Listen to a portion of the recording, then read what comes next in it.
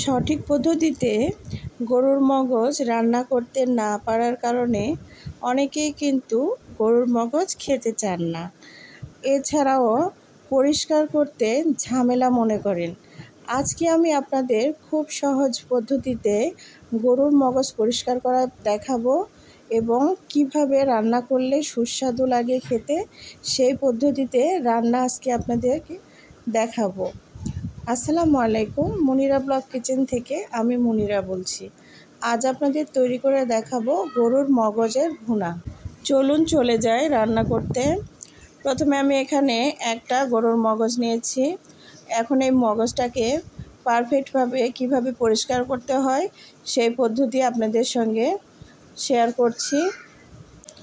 এখন দেখুন, প্রথমে আমি গরুর মগজের উপরে একটা পাতলা আবরণ থাকে সেটা ছুটিয়ে নিব এবং এখানে ছোট ছোট রগ, অনেক ধরনের রগ থাকে, রগগুলোকে এইভাবে পরিষ্কার করে নিব। এইভাবে সবগুলো রগ একটু একটু করে পরিষ্কার করে নিতে হবে, একবারে যেহেতু উঠে আসবে না, এভাবে টেনে টেনে রগগুলোকে পরিষ্কার করে নেব। আর সাবধানে এই কাজটা করে নিতে হবে। মগজ যেহেতু অনেক নরম, এর কারণে একটু সাবধানে আস্তে আস্তে সবগুলো রগগুলো আমি পরিষ্কার করে নিব। আর ছোট ছোট টুকরা করে মগজটাকে কেটে নিব। আপনারা চাইলে এখানে ছুরি দিয়েও এই কাজটা করে নিতে পারেন, তবে হাত দিয়েও ছোট ছোট টুকরা করে কেটে নেওয়া যাবে। ভালোভাবে সবগুলো রগ আমি বের করে নিচ্ছি। দেখুন, এই রগগুলো কিন্তু খাওয়া ঠিক না, এর কারণে যতটা পারবেন সাবধানে এই রগগুলোকে পরিষ্কার করে নেবেন। ও ভালো কথা, আমি কিন্তু মগজটাকে আধা ঘন্টার জন্য ভিজিয়ে রেখেছিলাম। এতে করে মগজের ভিতরে যেই রক্তগুলো থাকে সবগুলো চলে গিয়েছে।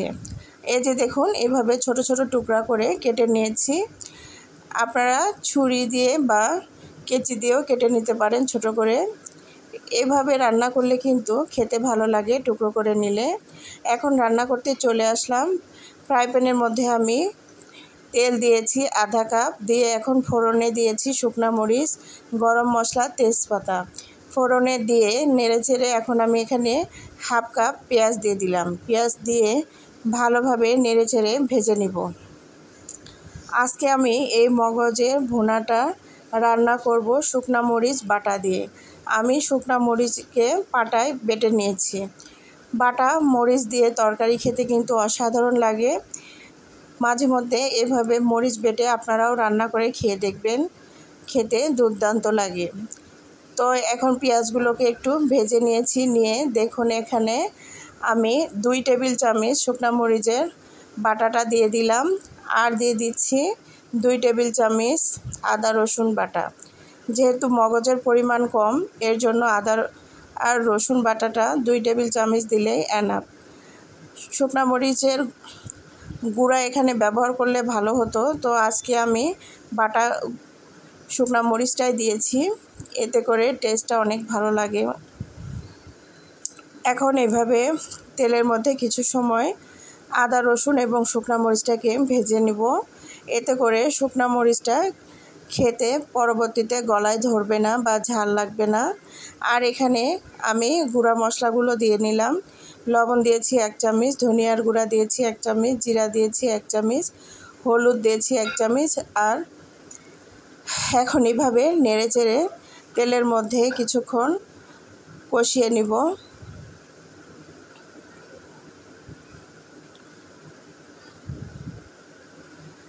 এখন আমি মরিচ ধুয়ে বাটিটাকে কিছুটা পানি নিয়েছিলাম সেগুলো দিয়ে দিলাম। দিয়ে এখন মশলাগুলোকে সুন্দরভাবে কষিয়ে নেব। মশলাটা যত ভালোভাবে কষিয়ে নেবেন, রান্নার টেস্ট কিন্তু তত বেড়ে যাবে। তো দেখুন, আমার মশলাগুলো থেকে তেল ছেড়েছে।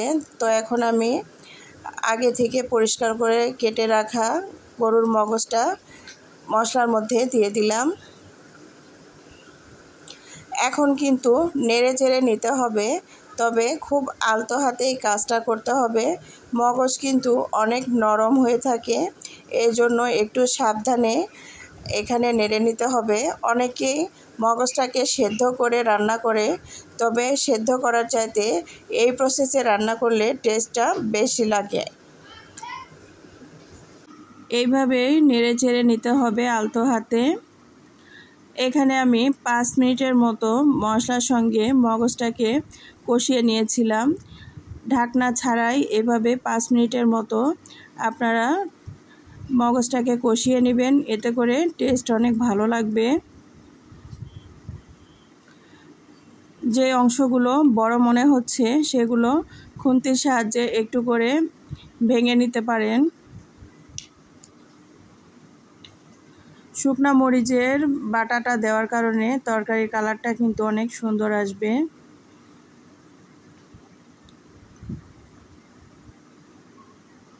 তো দেখুন আমি নেড়েচেড়ে নিয়েছি 5 মিনিটের মতো কষিয়ে। এখন আমি এখানে 1 কাপের মতো পানি দিয়ে দিব। যেহেতু মগজের পরিমাণটা কম, অতিরিক্ত পানি দেওয়ার কোনো প্রয়োজন নেই। 1 কাপ পানি দিলেই সুন্দরভাবে সেদ্ধ হয়ে যাবে। ঝোলের জন্য পানি দিয়ে আবারও একটু নেড়েচেড়ে নিব। এখন আমি ঢাকনা দিয়ে ঢেকে দিব। 7-8 মিনিট ঢাকনা দিয়ে ঢেকে রেখেছিলাম। এখন বাদবাকি সময়টা আমি খোলা রেখে জাল করে নিব। এই যে দেখছেন পানিটা, এই পানিটা একদমই শুকিয়ে যাবে।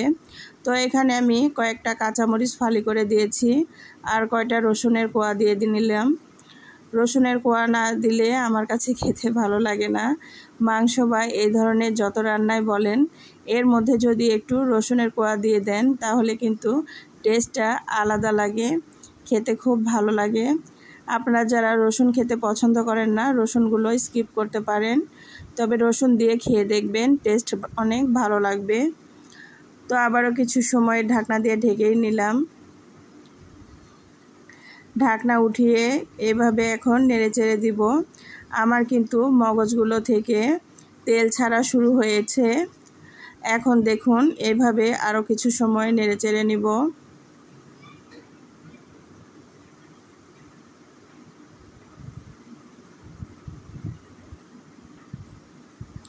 এখানে কিছুটা জিরার গুঁড়া ব্যবহার করা যেতে পারে বা গরম মশলার গুঁড়া, তবে যারা খেতে চান না তারা স্কিপ করতে পারেন। তবে গরম মশলার গুঁড়া বা ভাজা জিরার গুঁড়া যদি এখানে দেন তাহলে কিন্তু টেস্টটা আরও ভালো লাগে।